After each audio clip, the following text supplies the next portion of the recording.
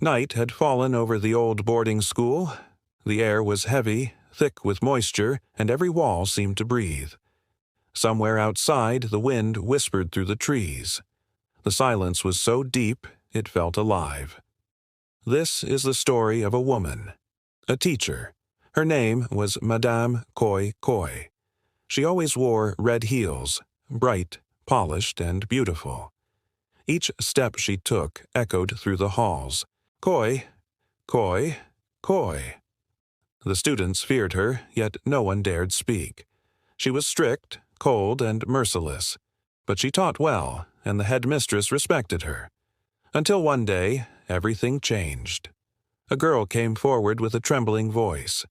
"She hit me," she said. "She slapped me until I bled." The principal summoned Madame Koi Koi. The entire staff gathered. The girl cried. Madame stood still, her face blank, her eyes sharp. "I did nothing," she said. "That girl lies." That night she left the school. No one saw her again. Some said she quit. Some whispered she died on her way home. Others said something darker, that she never left at all. Because a few nights later, when the dorm lights went out and the school fell silent, a sound began to echo in the halls. Koi, koi, koi. At first distant, then closer, then right outside the dorm room door. The girls would pull their blankets tight, hearts pounding, praying it would stop. And sometimes it did. Other times it didn't. Because if you heard her heels and looked up, you'd see her. A woman in red shoes, a pale, twisted face, and a smile that didn't belong to the living. They say her spirit returned, searching for the one who accused her. And until she finds her, she walks the hallways every night. Koi, koi, koi.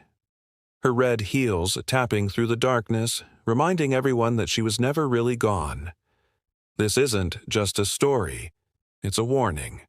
If you ever hear that sound in the dark, whatever you do, don't look back. A week had passed since the night of the strange sounds. The teachers said it was rats in the ceiling. The matron said it was the wind. But the girls knew better, because the footsteps never stopped. Every night, just after midnight, the sound began again. Koi, koi, koi. Slow, heavy, steady. Sometimes it moved down the hall, sometimes it stopped right outside a dorm room. One night, a girl named Chiamaka swore she saw a red shadow glide past her bed. When she screamed, the lights flickered and the sound vanished. After that, no one dared to sleep. The matron decided to patrol the halls herself.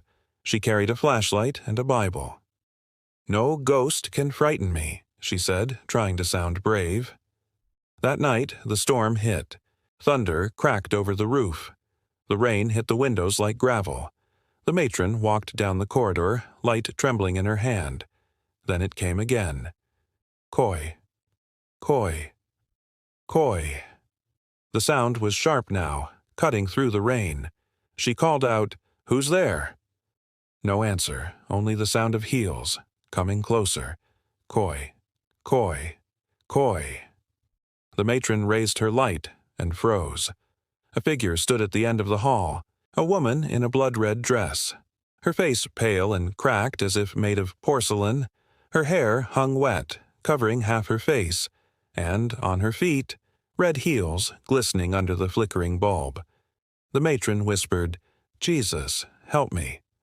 The woman tilted her head. Her lips curved into a faint smile. Then, slowly, she took a step forward. Koi, koi, koi. The matron screamed. The light went out. By morning, she was found unconscious on the floor, the Bible torn beside her. She never returned to work. The headmistress tried to silence the rumors. She threatened to expel any girl who talked about Madame Koi Koi. But fear spread like fire. Some girls fainted in class. Others refused to enter the bathroom alone. One said she saw a red handprint on her bedsheet. Another claimed to have heard a woman humming in the toilet stall. And every night, the sound returned. Koi, koi, Koi, until the whole dorm began to whisper her name. Madam Koi Koi. They said if you spoke her name 3 times after midnight, she would appear behind you, smiling, bleeding, waiting. No one wanted to believe it. But one curious girl did, and that's when the nightmare truly began. Her name was Ifeoma, 14 years old, bright, fearless. She laughed at ghost stories and called them village tales. But fear always tests the brave first. That night, while the others prayed before bed, Ifeoma whispered the name. Once, twice, 3 times. Madame Koi Koi. The room fell still. Even the wind outside stopped. The lights flickered, then came the sound. Koi, koi, koi. Soft at first, like a distant echo, then louder, closer. The other girls hid under their blankets, trembling. Ifeoma sat up, eyes wide, pretending not to be scared. It's just the wind, she whispered. But the sound didn't move like the wind. It moved like footsteps, precise, heavy, human. Koi, koi, koi. A shadow passed the window, then another. Someone, or something, was walking in the corridor. Ifeoma stood, her heart pounding. She walked toward the door, one cautious step at a time. The wooden floor creaked beneath her feet. When she reached the door, the sound stopped. Silence. She opened it just a little. The corridor was empty, lit only by the moonlight filtering through the broken windows. The air smelled strange, like perfume mixed with something rotten. Then she saw it. At the far end of the hall stood a pair of red heels, perfectly still, shining, wet. Ifeoma gasped and stepped back. The heels moved, slowly. Koi, koi, koi. A woman stepped forward from the shadows.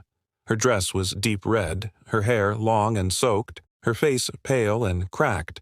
Her smile was wrong, too wide, too human to be human. "Why did you call me?" she whispered. Ifeoma screamed. The door slammed shut by itself. The lights went out. The whole dorm woke to her cries. By the time they opened the door, she was gone. Only a red shoe print remained on the floor, and that faint smell of blood and perfume.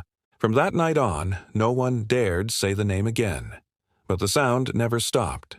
Every night after midnight it returned, wandering, searching, haunting. Koi, koi, koi. The teachers tried to pray. The priest came. Holy water was sprinkled. Nothing worked, because Madame Koi Koi wasn't just a ghost. She was vengeance, and she wasn't done yet. The school tried to move on, but fear had already taken root. Every corridor felt colder. Every whisper echoed like a warning. The night after Ifeoma vanished, the dormitory changed. It began with the lights. They flickered every few minutes as if something was draining their power. Then came the smell, sweet perfume, the kind Madame Koi Koi used to wear. At first, the girls thought it was their imagination. Until one night, Ngozi woke up to the sound of humming, a soft, low lullaby drifting through the dorm. She turned and saw a daisy sitting up in her bed, eyes open but empty. Her lips moved, whispering the same tune over and over.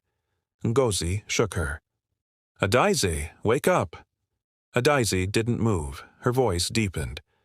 "Red shoes, red shoes," she murmured again and again. Then her body went still.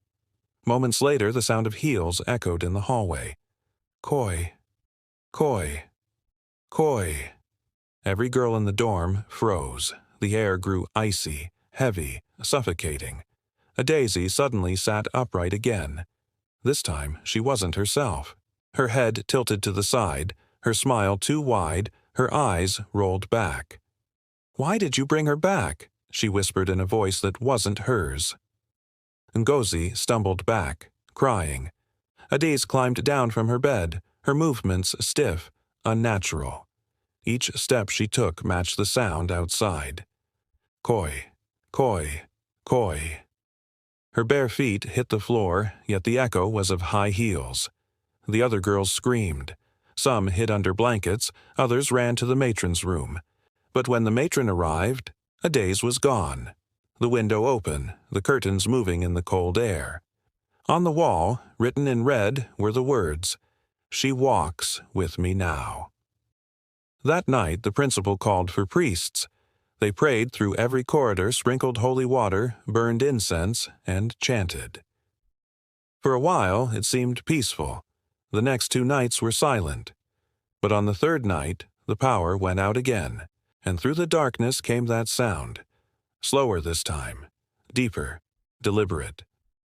Koi, koi, koi.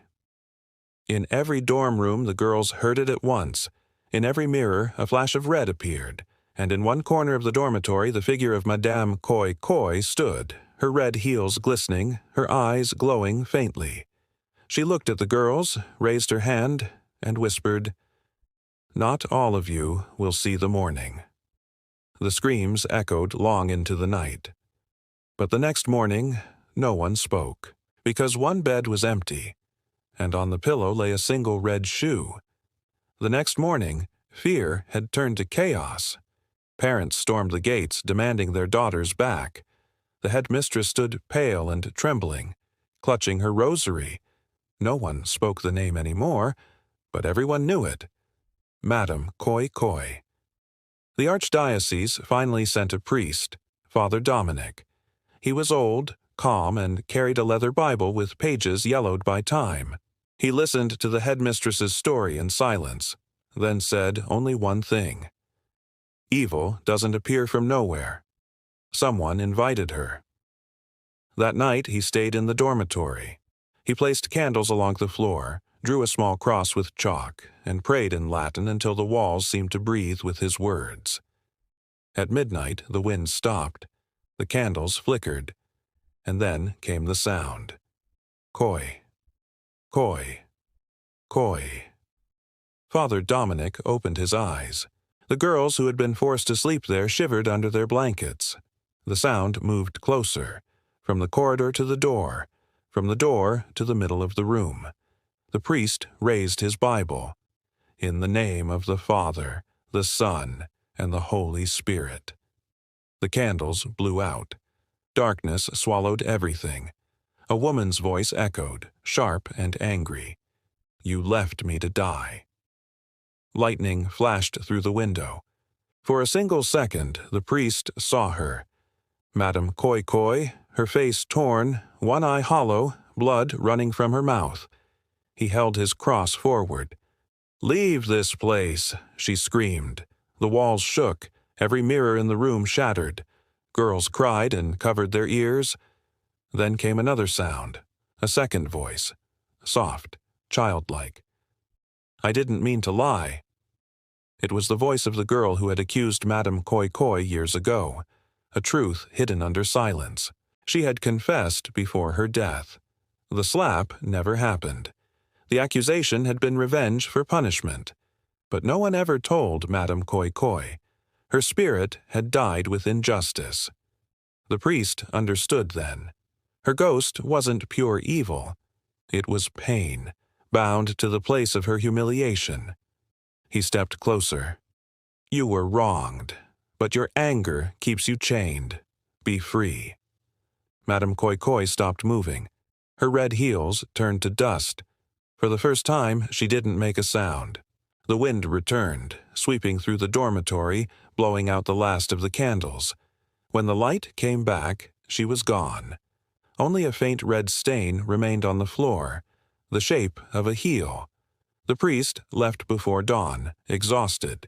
He told the headmistress to close the dormitory for good. The school shut down a month later. Years passed. The building still stands, empty and forgotten. Sometimes locals claim to hear it, faint and distant, echoing through the ruins at night. Koi, koi, koi, just 3 steps. Then silence, as if she still walks there, waiting for the next girl who dares to call her name. The end.